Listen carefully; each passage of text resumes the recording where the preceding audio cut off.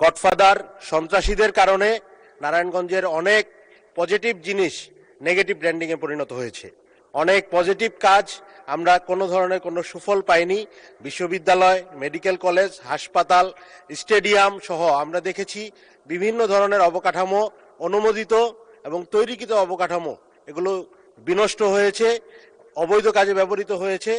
কোনোভাবে কোনো ধরনের পজিটিভ কাজে বা নারায়ণগঞ্জবাসীর উপকারে আসে এইরকম কোনো কাজ আমাদের অতীতের জনপ্রতিনিধিরা, গডফাদাররা বা সন্ত্রাসীরা করতে দেয়নি। আলাউদ্দিন আল আমিন, নারায়ণগঞ্জ ৪। বিসমিল্লাহির রহমানির রহিম।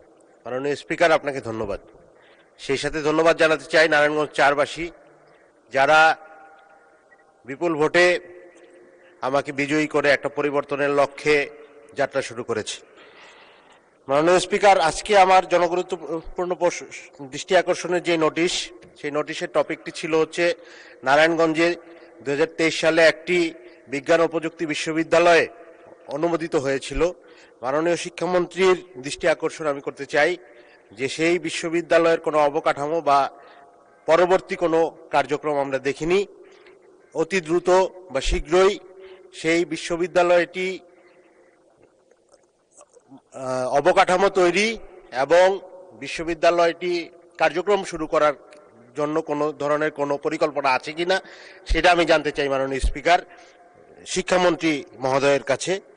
সেই সাথে মাননীয় স্পিকার, আমরা যেটা জানি যে নারায়ণগঞ্জ একটি অবহেলিত জনপদ।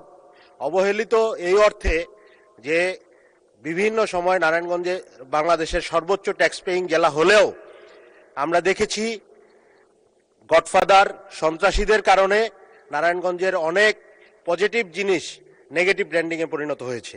অনেক পজিটিভ কাজ আমরা কোনো ধরনের কোনো সুফল পাইনি।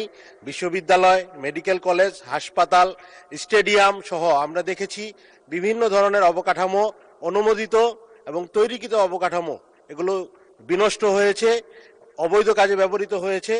কোনোভাবে কোনো ধরনের পজিটিভ কাজে বা নারায়ণগঞ্জবাসীর উপকারে আসে এইরকম কোনো কাজ আমাদের অতীতের জনপ্রতিনিধিরা, গডফাদাররা বা সন্ত্রাসীরা করতে দেয়নি।